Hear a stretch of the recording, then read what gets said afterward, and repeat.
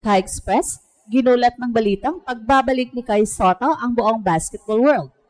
Matapos kumpirmahin ang Gilas camp, napuspusan na ang preparasyon para sa susunod na FIBA window kung saan makakatapat ng Gilas ang Australia Boomers at New Zealand All Blacks, dalawang pinakamalalakas na kupunan sa Oceania.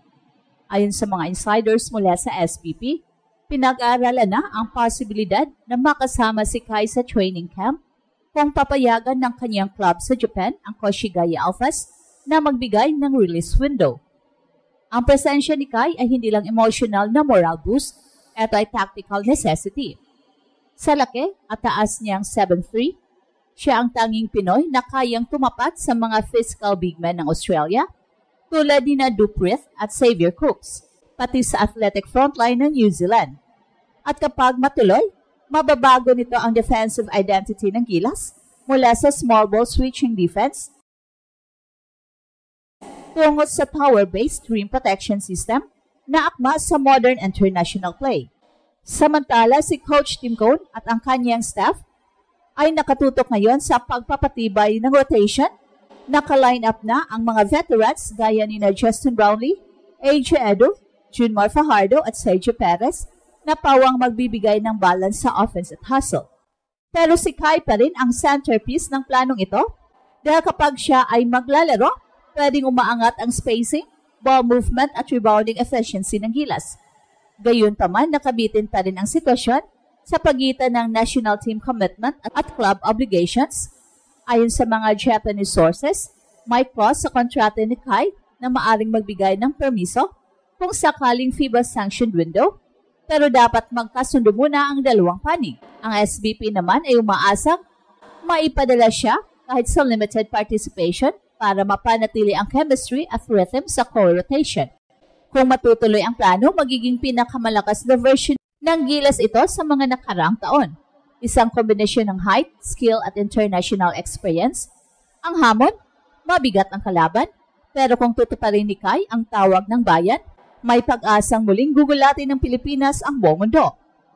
At muling ginulat ni Kai ang buong basketball world matapos kumpirmahing bahagi siya sa preparasyon ng Gilas para sa FIBA World Cup 2027 Asian Qualifiers.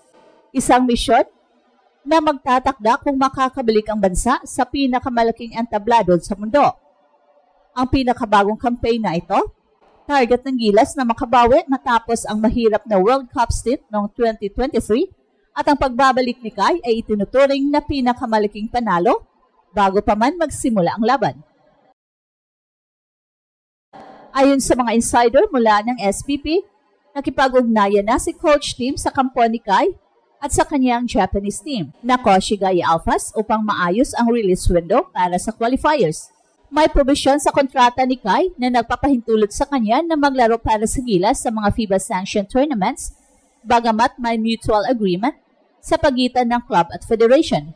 At kapag ito ay matuloy, asahan na magiging sentro ng sistema ni Coach Tim ang batang 7'3" Phenom, hindi lang bilang shot blocker kundi bilang franchise anchor ng bagong henerasyon ng Gilas.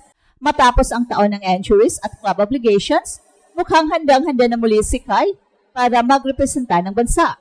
Sa laki, timing at experience niya mula sa Japan B-League, siya ang pinakamabisang sandata laban sa malalaking frontline ng Oceania, lalo na kontra Australia Boomers at New Zealand All Blacks na parehong may NBA caliber big men. Ang kanyang pagbabalik ay magbibigay ng bagong sigla sa programa. Matagal nang hinahanap ng Gilas ang tunay na rim protector at inside enforcers na kayang sabayan ang physicality ng world-class opponents. Sa presensya ni Kai, muling nagkaroon ng direksyon at pag-asa ang ating national team. Sa World Cup qualifiers, hindi lang basta laban ang dala ni Kai, dala niya ang panibagong simula ng pangarap ng sambayan ng Pilipino. At sa ilalim ni Coach Tim, binabago ng Gilas ang paraan ng paglalaro nito para sa FIBA World Cup 2027 Asian Qualifiers. Hindi na ito basta isolation-heavy offense, gaya ng mga nakaraang taon. Ngayon, focus ang sistema sa ball movement, spacing at quick reads, inspirasyon mula sa triangle at motion principles na ginagamit ni Coach Tim sa kanyang mga PBA dynasties. Sa sistemang ito, magiging sentro ng atensyon si Kai, hindi lang bilang rim protector, kundi bilang high post playmaker na kayang magpasa, mag-screen at mag-create ng mismatches. At ayon sa mga insiders, planong ipares ni Coach Tim si Kai Sotto kay AJ Edo o kay Junmar Fajardo depende sa matchup. Ang kombinasyong ito ay magbibigay ng versatility, may rim deterrence at shot blocking si Kai, habang may low post scoring at rebounding naman ang kanyang kakampi. Kung makakapasok si Kai sa training camp, inaasahan na magfo-focus ang unang linggo sa defensive rotations at pick and roll reads, bagay na susi sa mga laban kontra Australia at New Zealand, na parehong kilala sa mabilis na ball reversals at physical interior play. At hindi rin mawawala ang suporta ng mga veteranong Gilas core tulad ni Justin Brownlee, na kayang mag-adjust sa presensya ni Kai sa loob. Ang chemistry ng lineup ay magiging susi kung nais ng Gilas na makakuha ng early win sa qualifiers at magtanim ng momentum patungo sa 2027 World Cup. Pero higit sa sistema, ang pinaka-importanteng aspeto ay ang leadership at confidence boost na dala sa presensya ni Kai.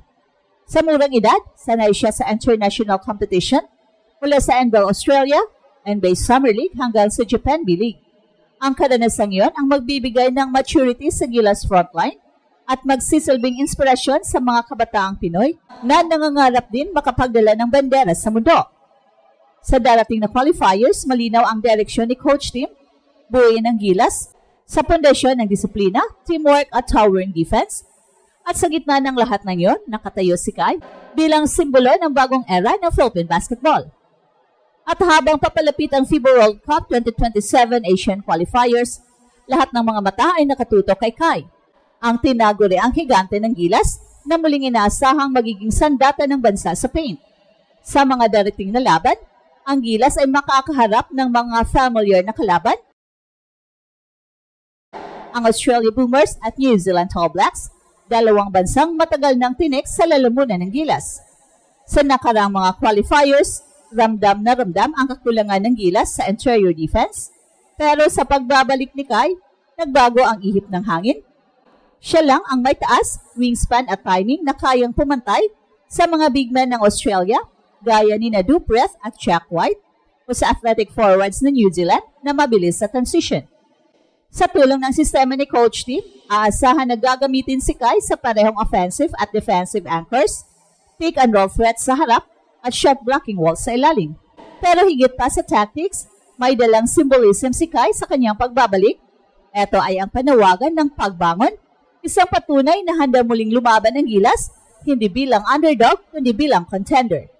At ito ang Express Info kung saan bawat kwento, ginulat ang mundo. Don't forget to like and subscribe.